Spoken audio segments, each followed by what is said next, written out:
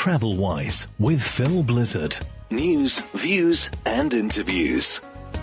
Hello, I'm Phil Blizzard in Dubai with this edition of TravelWise podcast, news, views and interviews. And today, a lot of aviation news from a global perspective as one airline starts using its A380 double-decker on a greater number of destinations and schedules. Another airline is sending them off to the desert. We'll find out why. How about flying from London to New York in just 50 minutes? Who's making plans for that? We'll find out as well. And at a slower pace, Dubai seaplanes take to the air. And we'll talk more about that with the CEO of Seawings, Stuart Wheeler, in our interview section. In fact, we've got a double interview section because we're also catching up with our man on the ground in Istanbul to look at, well, a hotel palace and the city itself. TravelWise News. Aviation news. An Emirates airline are using the double-decker A380 on routes into London, 2 a day into London Heathrow from Dubai. They've added Amsterdam and also Paris has been running for a while. And they've also added Cairo to the number of destinations on which they are flying the A380.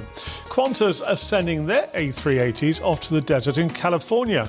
Why? Well, they want to put them in storage for around about 3 years until they see passenger traffic having greater demand. So this is the best solution for Qantas, the Australian airline, to store their A380 double-deckers in the desert of California. TravelWise News. Well, how about flying from London to New York in just 50 minutes? Well, that's going to be pretty fast, isn't it? Travelling at the speed of sound, 3 times the speed of sound. That's the plan of Richard Branson and his Virgin Group, who are bringing on board Rolls-Royce to power these supersonic aircraft. And going back in time, it was Rolls-Royce which powered Concorde, the iconic supersonic aircraft Concorde. So there we go. And at a much slower pace, the seaplanes in Dubai, one of the premier tourist attractions for seeing the city and the UAE from a different perspective, Seawings are taking to the skies. We find out next with their CEO, Stuart Wheeler. TravelWise with Phil Blizzard. News, views and interviews. Now, chance to catch up with Stuart Wheeler, CEO of Seawings. And Stuart, great for you to be on the programme. You must be delighted that you are now up in the air flying your seaplanes. We're absolutely delighted. All the team has been waiting for this day. And we started flying yesterday. We flew 2 flights yesterday afternoon, and this afternoon we should also be flying 2 flights. So absolutely delighted. It is with some mixed feelings because it's a time of difficulty for many people. But we hope to bring some joy and some excitement into some people's lives. I'm looking forward to seeing the aircraft across the skies of the UAE. So at the moment, tell us about the service you're operating, which is out of Jebel Ali, isn't it? I also wait for the sound of the engines of the seaplane over my house. So it's many people say, we miss it. Sure. Yes, we're flying out of Jebel Ali, which has been our base for the last 14 years. It's a beautiful environment, park-like environment, marina, and we've got some really special fares from Jebel Ali. Okay. We have the snapshot fare, which is $8.95. And per person, but we also have a charter, which is a private charter for the whole plane, 3,500. That means you can take up to 6 people in the airplane at a moment. But it's a great opportunity for families and groups to get together and really make some excitement of a day. That's an interesting idea, having the charter of the aircraft, the whole family together, because I know when it comes to hotel stays, those self-contained villas in hotels have been incredibly popular across the UAE because it means the families can be contained together in one unit. So that's a nice idea. Absolutely, yes. It's, so we priced it in at an attractive level to encourage families just to do that.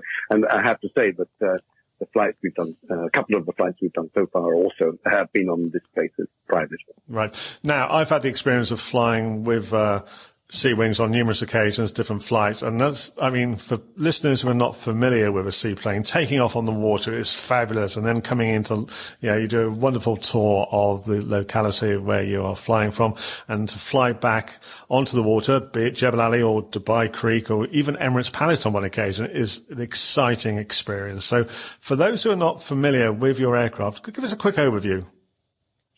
Well, it's a high-wing airplane. It's got very large windows. Each seat has a window seat. Yeah. So you're not ever looking over anyone's shoulder. It's quiet because the engine is in front of the pilot.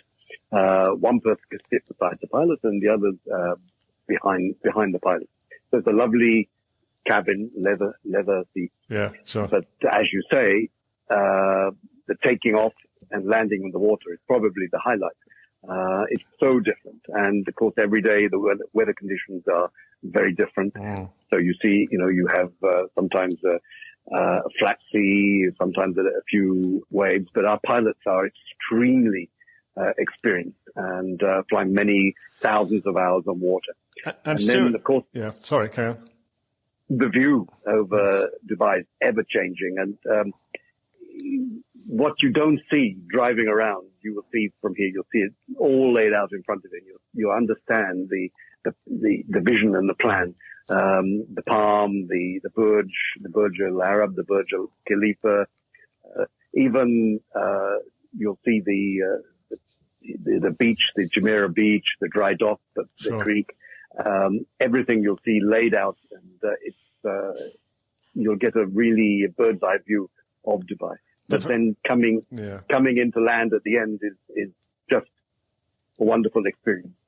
A very different perspective of the city or destination flying over. And just going back on the aspect of the pilot, one of the very rare occasions in an aircraft these days where you can see the pilot at the controls in the cockpit. So that's another fascinating aspect of flying with Seawings. Talking about Jebel Ali being your operational base at the moment for passenger flights, but you've got a new terminal, I believe, somewhere in the heart of Dubai. Yes, we're very proud to announce a four-purpose seaplane terminal in Mina Rashid. That's in the cruise terminal. Yeah. And it's a state-of-the-art, world-class terminal. We've got a two-thirds size model of a seaplane hanging from the ceiling. We've got F&B. All the decor is related to seaplanes. Yep. So you have a little bit of the wing, a little bit of the structure. We've got 4 individual briefing rooms so we can run videos and tell people what they will see. And then we've got a dock, a 4-aircraft dock, large dock, with a view across the marina, across to the QE2, across to the cruise liners. There's a lot going on. Brilliant. You'll see there. Yeah. That sounds absolutely stunning. I look forward to joining you down there on some occasion and combine that with a tour around, coffee, whatever you say, and then sort of pop across to the QE2 to look at their setup and their museum in the lobby there. What a day out that would be for transport buffs and aviation buffs and marine buffs as well. Great stuff. So good news, you're flying from Jebel Ali, scheduled, sort of your planned trips and also the charter aspect for groups and families. That sounds wonderful.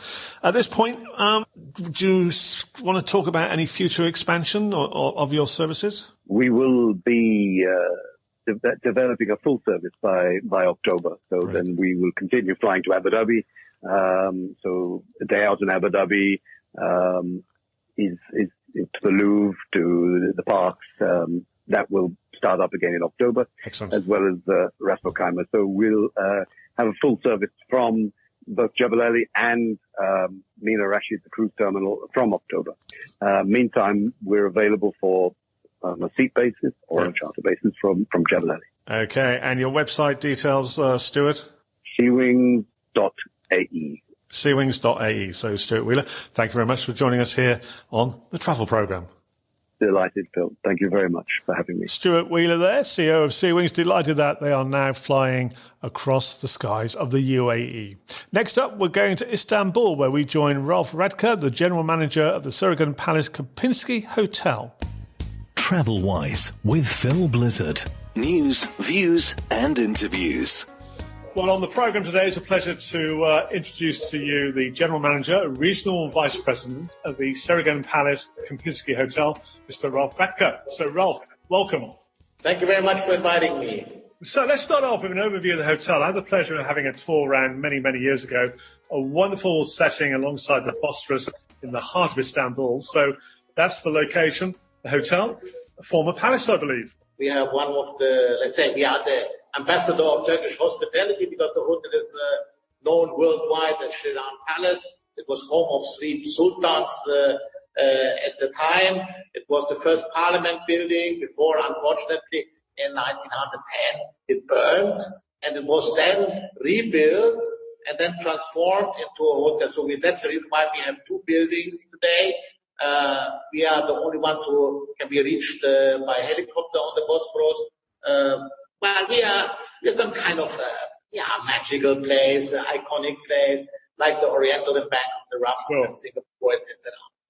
Along with those, as you say, the Oriental in Bangkok, one of those iconic hotels from around the world. And just look, I mean, a checkered history you just went over, and looking where you are, looking very, very elegant indeed. We are sitting here in on the palace section. You know, the hotel has 2 different sections. One is the hotel side and the palace side, in the historical palace. This is actually the lobby area for privileged 11 suites of the palace.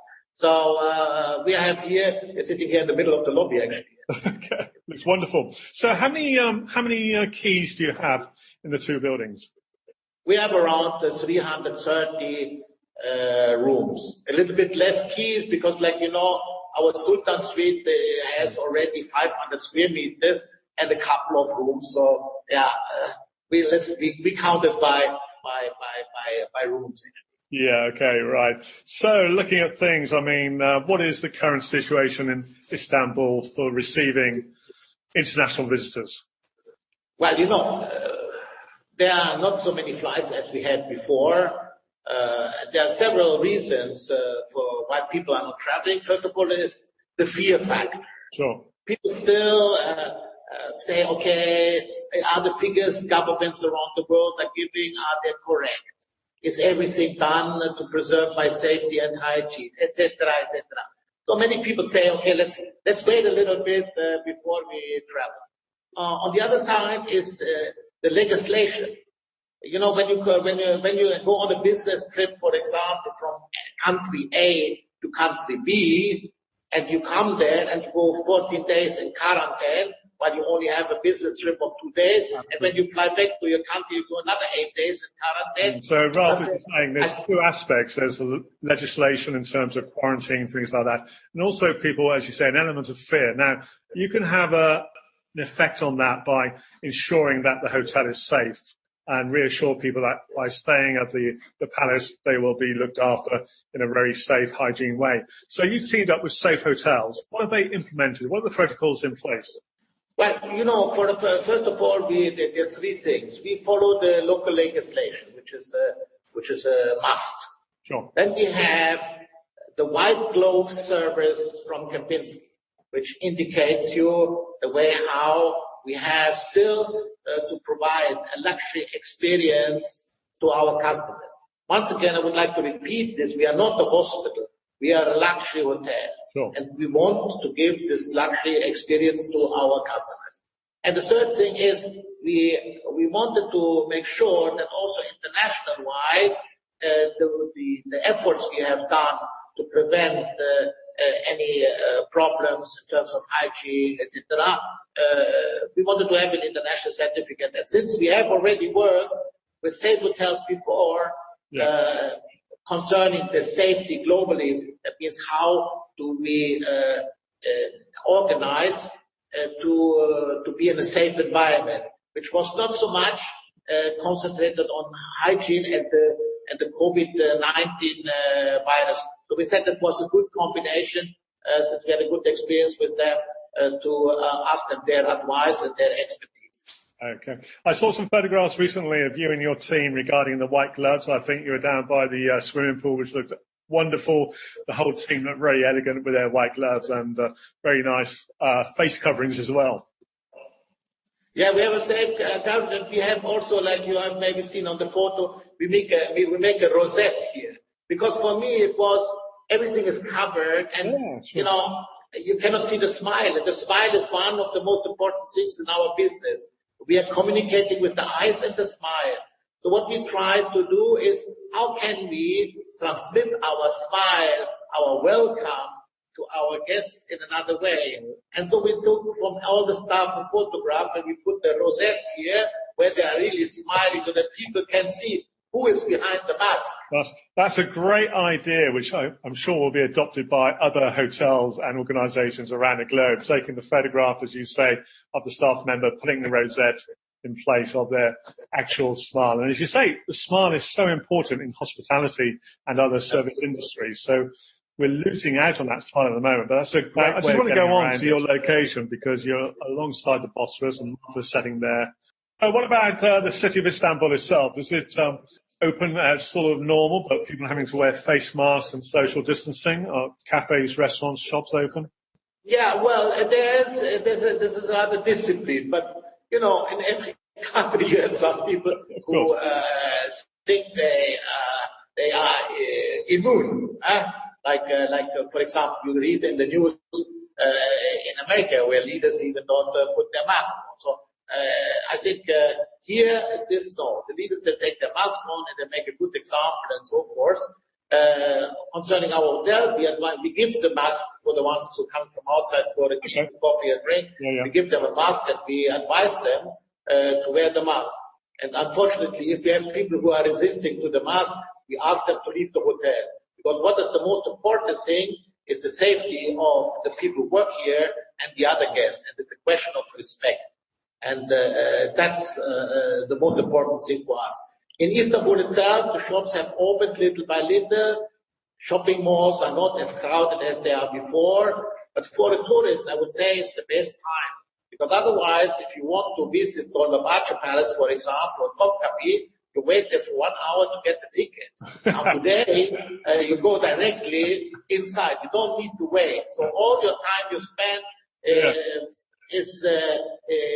you go around and normal. I mean, it's not like before. And the Grand Bazaar. So, as you say, one big advantage. Travel to Istanbul now. You won't have to queue up to go into all those wonderful attractions of a fascinating city. And of course, if you're going to go to Istanbul, get to the Ciragen Palace Kempinski because it's a place not to be missed. So, Ralph, thank you very much indeed for joining us and give us an overview. I would like to add something, if you don't mind. I just want to quickly add something.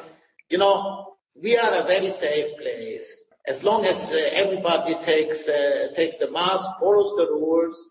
It is not a Sharia rule. It is a government rule, and we have to respect it. And we were open. We didn't close the hotel. The luxury hotels around us, they're all closed. We were permanently open. Always open to welcome our stranded guests from the other hotels and pamper them. And you see, I'm 365 days a year nearly in the hotel. Ralph, thank you very much indeed for joining us. And you stay safe, you stay well, and thank you for your time.